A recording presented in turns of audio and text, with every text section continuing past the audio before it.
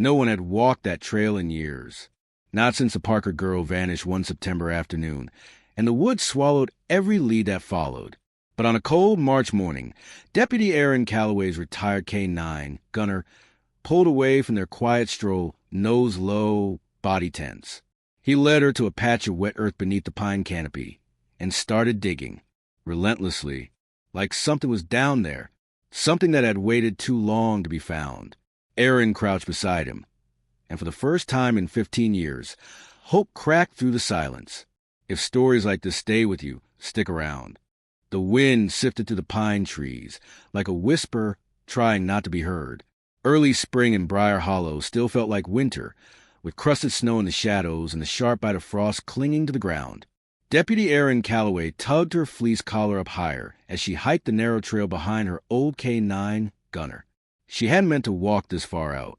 The plan was just a short stroll to keep the dog's joints from locking up, but once Gunner caught that scent, his whole body changed. He wasn't limping anymore. He was working. "Gunner," she called gently, voice tight with concern. "What is it, boy?" He didn't look back, just kept pacing in circles, his nose glued to the soil, tail stiff, body taut with purpose. Then he stopped and began to dig. Aaron watched in stunned silence. Retired for 3 years now, Gunner rarely barked. His hips were going. His muzzle was gray. But here he was, tearing into the ground with the force of a dog half his age. Wet dirt flew back in clumps, and with each strike of his paws, something deeper than instinct lit behind his eyes. "Easy," Aaron said, crouching beside him. Her hand brushed the ground. Cold, damp, soft, loamy. Gunner let out a sound, a low growl, then a muffled whine and stepped aside. Something pale protruded from the earth. Aaron's breath caught. Her heart slammed against her ribs. She reached out, slowly, fingers trembling. A strip of fabric. Denim. Faded and brittle with time. She pulled at it carefully, and as more dirt sloughed away, she saw the unmistakable curve of bone. A femur. Her stomach turned. She dropped the fabric and fumbled for her radio. "This is Calloway," she said, voice clipped. "I need forensics out at Old Copper Trail. Coordinates to follow. Possible human remains. Repeat, possible human remains." Gunner found it. A static crackle. Then dispatch confirmed. Help was on the way. Aaron sat back on her heels and stared at the shallow grave. 15 years. She knew exactly who this might be. The remains were cordoned off within the hour. The forensics van arrived from the county seat, and soon the woods were alive with voices, plastic tarps, numbered evidence markers. Aaron stood back, arms crossed tightly, not letting herself speak what her gut already screamed. Rachel Parker, gone since 2010. Last seen walking home from choir practice on a warm autumn night. She never made it to the edge of the woods. No witnesses. No footprints, no signs of struggle, just vanished. Her mother, Mary, had never left town, never changed her number, never missed a candlelight vigil. Aaron knew, because Mary had once taught her Sunday school, and because she'd been the last deputy to speak to her before the case went cold. And now here it was. Maybe. She turned to Gunner, who sat quietly near her feet, staring into the trees. "You remembered," she whispered. "You damn miracle." By sunset, the coroner confirmed what Aaron feared. Partial remains female, consistent with Rachel's age and build. Forensic identification would take days, maybe longer. The sheriff, a heavy-set man named Briggs with a good heart and bad instincts, offered her a forced smile when she stepped into the precinct an hour later. "You all right?" he asked, voice low. "I don't know," Aaron said. It felt like finding a ghost. Briggs leaned back in his chair. "I've seen dogs react like that before, but not after 3 years of retirement. He never stopped remembering," she said. "He was trained too young. He logged too many hours. Some things just stay." Briggs studied her, as if unsure whether she was talking about the dog or herself. "You did good, Aaron." "I didn't do anything." "You brought him out there." She shook her head and turned to go. "You gonna tell Mary?" Briggs asked gently. Aaron paused in the doorway. Her throat tightened. I think she already knows, she whispered. The Parker house sat on an old slope just west of town, tucked behind a thicket of cedar trees. Aaron pulled up in the dark, headlights washing over the peeling white porch. A porch swing creaked in the wind, still hung with ribbons from last year's vigil. Mary opened the door before she even knocked. Her hair was thinner, her frame smaller, but her eyes were sharp as ever, pale blue and waiting. You found her, didn't you? Mary asked. Aaron lowered her gaze. We think so. We're still confirming. Mary nodded once. No tears, no screaming, just a long exhale. Come in, she said. I have coffee. Inside, the air smelled like lemon cleaner and old grief. Rachel's piano still sat against the far wall, untouched. Dust traced the tops of each ivory key. Aaron sat quietly at the table while Mary poured 2 cups. Where was she? The woman asked. In the woods, north end of Old Copper Trail. I told them, Mary said, not bitter, just tired. I told them she never would have gone that way unless someone made her. Aaron's hand curled around the mug. She didn't walk into those woods, Mary said again. The silence that followed was long. Then Aaron spoke. There was fabric, denim, and a necklace, silver locket. It's being processed now. Mary closed her eyes. When she opened them again, they were rimmed with red, but still dry. She was wearing that necklace when she left the house. Aaron nodded. You said your dog found her? Mary asked. Gunner. He's old now, retired, but something drew him to that spot. He wouldn't stop. Dogs remember, Mary whispered. Yes. Mary reached across the table and touched Aaron's hand. Find who put her there. The next morning, the lab called. The locket contained Rachel's initials. ID was confirmed. It was her. Briggs convened a meeting within the hour. The original case files were spread across the conference table. Boxes of reports, interviews, and maps. Aaron stared at the photo of Rachel in her choir robe. 16. Smiling. Alive. I want every name from the original investigation rechecked. Briggs said. Friends. Neighbors. Teachers. Anyone who was around her that fall. Aaron cleared her throat. What about Kyle Strickland? That name hung in the air like smoke. Kyle had been 22 in 2010. Lived 2 doors down from the Parkers. Quiet, polite, work construction.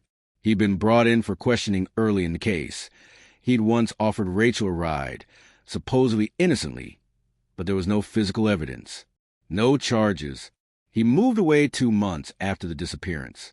You think he came back? Briggs asked. I think he never left, Aaron replied. Just moved to his uncle's cabin on the South Ridge. Still owns it. I saw him at the gas station last week. Briggs scratched his chin. You sure? Positive. He hesitated, then gave a slow nod. Take someone with you.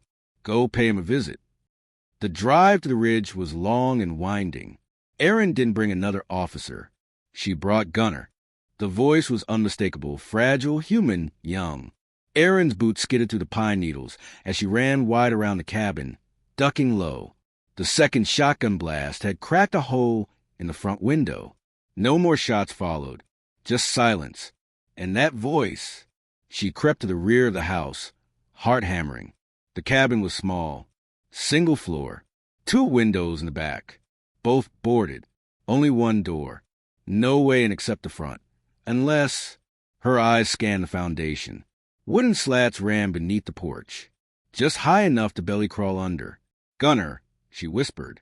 He was already there, waiting, nose to the dirt. She knelt beside him. Can you find her? He gave 1 short bark, then dropped to his belly and wriggled under the porch without hesitation. Aaron followed, sliding through the loose soil, flashlight between her teeth. It was cramped and dark, cobwebs clinging to her neck, roots snaking to the dirt like fingers. But Gunner was already moving, his body low, focused. Then he stopped, head pressed against the underside of the house. He began to scratch. Aaron flicked her light toward the spot. A loose board. She pulled at it. It gave way with a groan, revealing the dusty underbelly of the cabin's floor, and a small, filthy foot. She froze. "Sweetheart," Aaron whispered, reaching up. "Can you hear me?" A faint whimper. Aaron forced the board aside and lifted her flashlight higher. In the cramped crawl space between joists and floorboards, curled into herself, was a girl, maybe 12, covered in dirt, wrists zip-tied, a rag stuffed in her mouth. Alive. Aaron's body moved on instinct. She tore the gag free, then sliced the ties with her pocket blade. The girl gasped but didn't scream.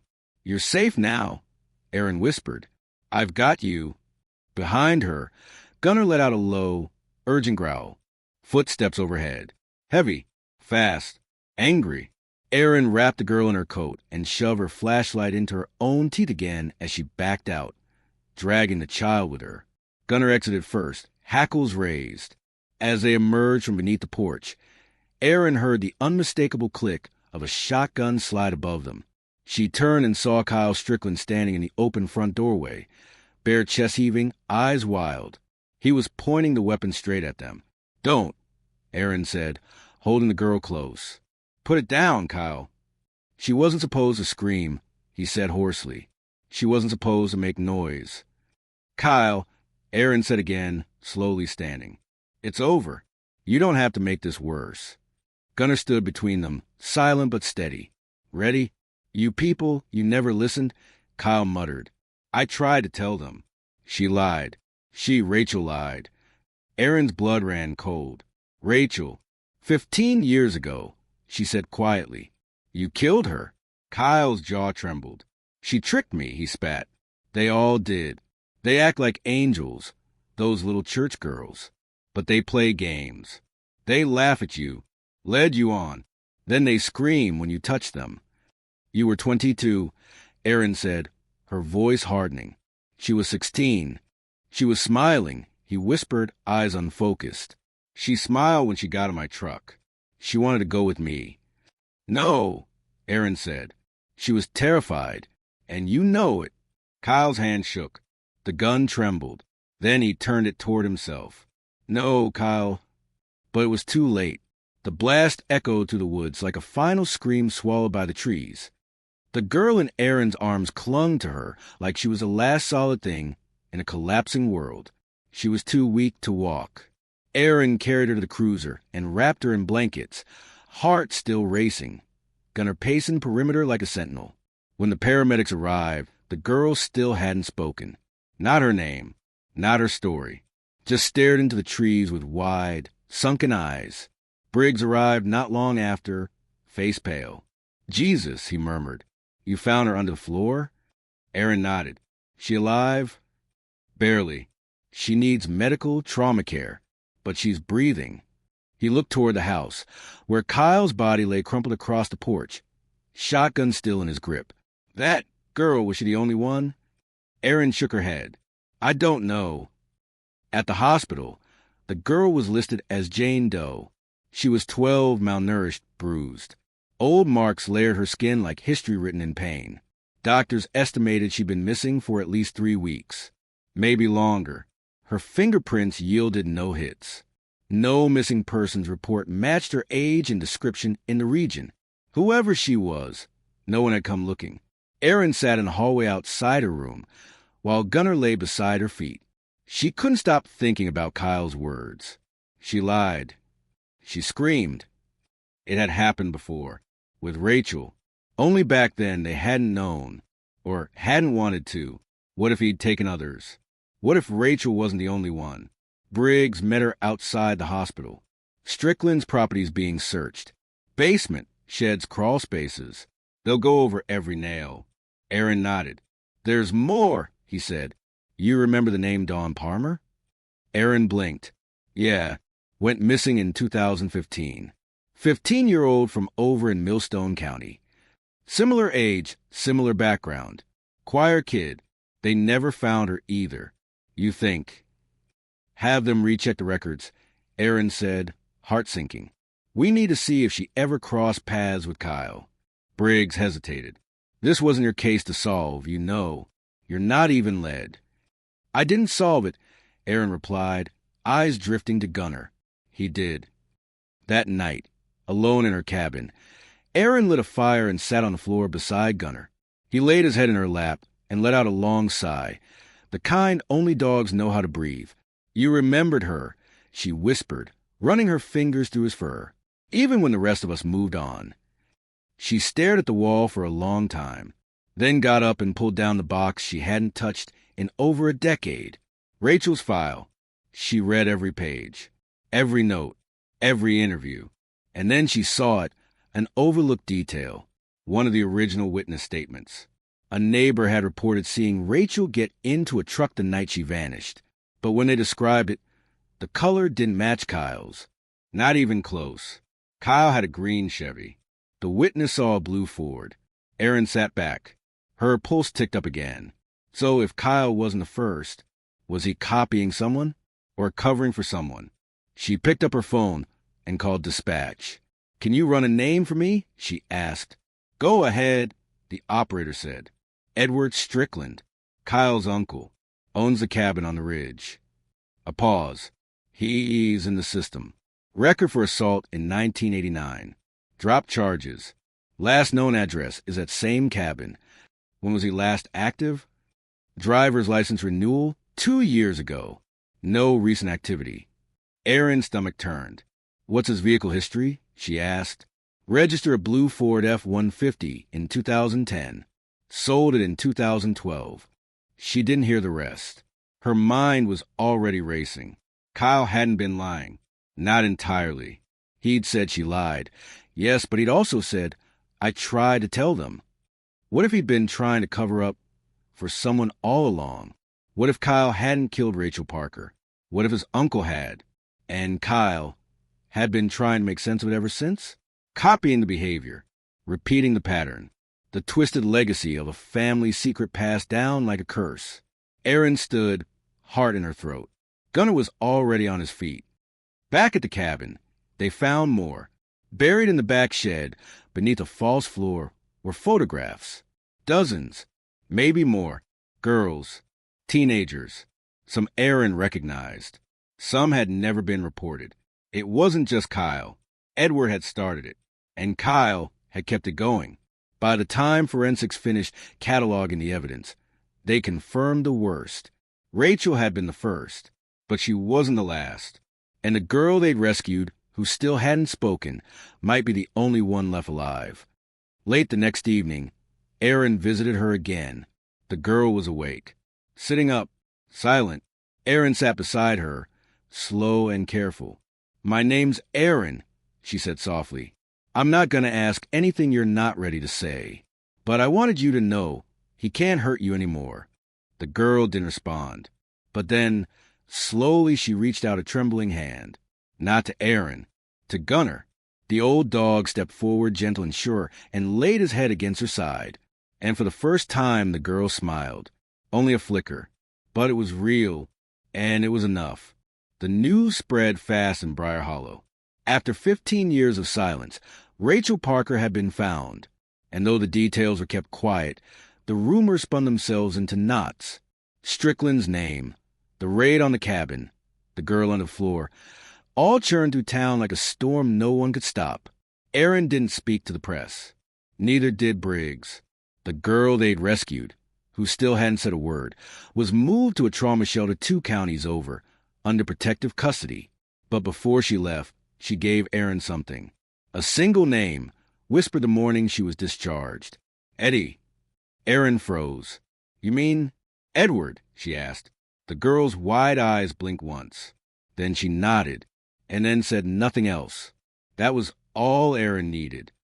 The following morning, Erin drove out to the county archives in the next town. She pulled every property record linked to Edward Strickland. There wasn't much, just a cabin and one other piece of land. A hunting plot tucked in deep woods east of Crooked Elk Creek. 38 acres of dense, rocky terrain. No structures on the map. No trails. No reason for it to exist, unless you wanted to hide something. She called Briggs. "I need a search team," she said. "Today." He sighed. "Erin, the girl's safe. Kyle's dead. We have enough evidence to close both cases."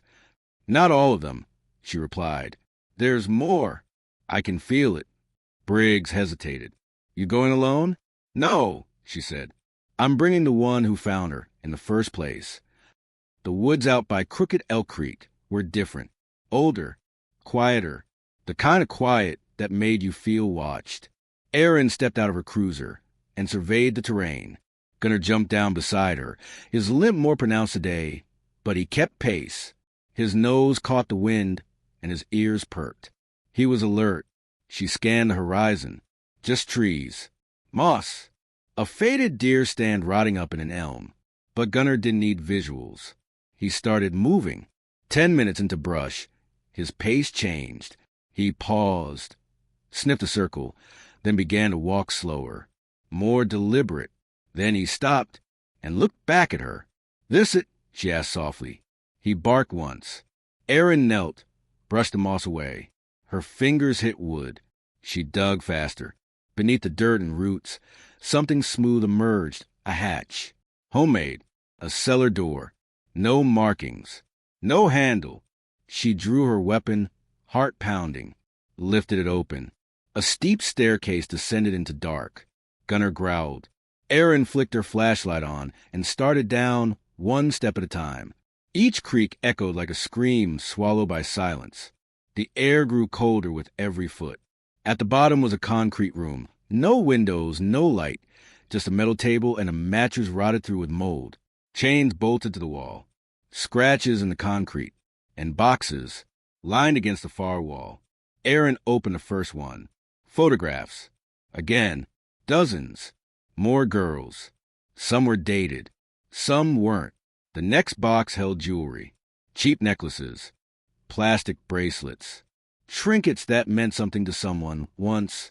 The third box held a notebook. She opened it.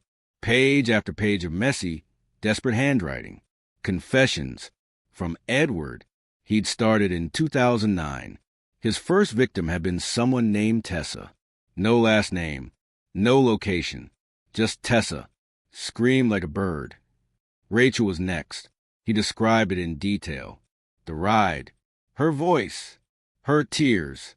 And then the phrase that chilled Erin to bone. Kyle found the necklace. I told him she ran away. It wasn't just a confession.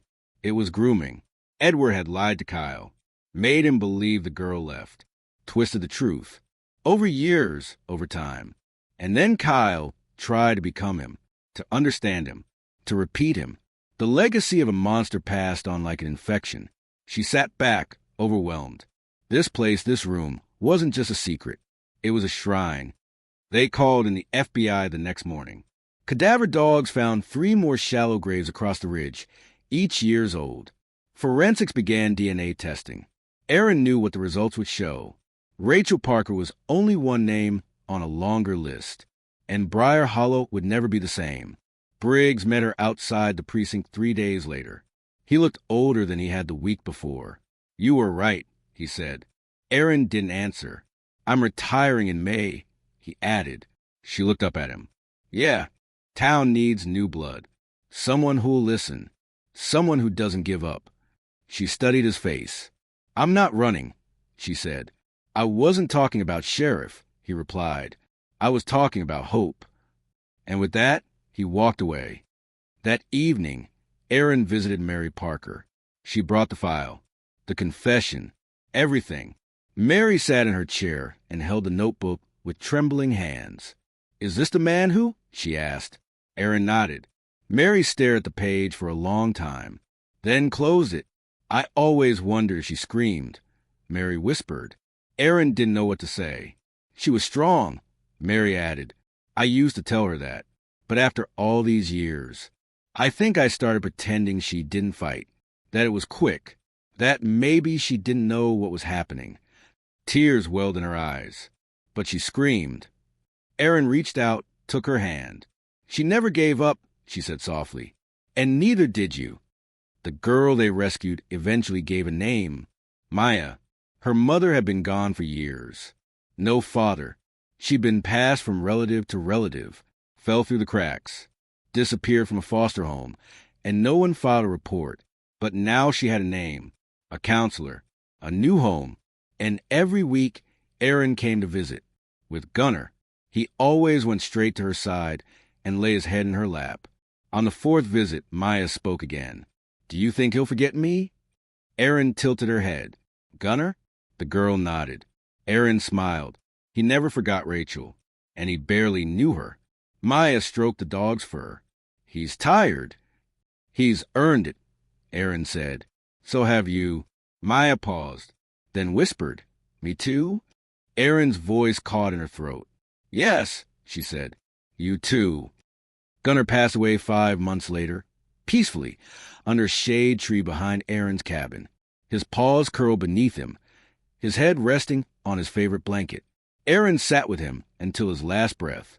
She buried him behind the house, beneath a pine, and carved a marker that read, "Gunner." He remembered what we forgot. 2009 to 2025. The case closed. Rachel was laid to rest. And though not all the names were found, the town began to breathe again, quietly, carefully, as if still afraid the woods might answer back. Erin never stopped walking those trails. Every spring, she'd hike them alone, but she didn't bring a leash anymore, just her memories, and the sound of paws that once led her to the truth.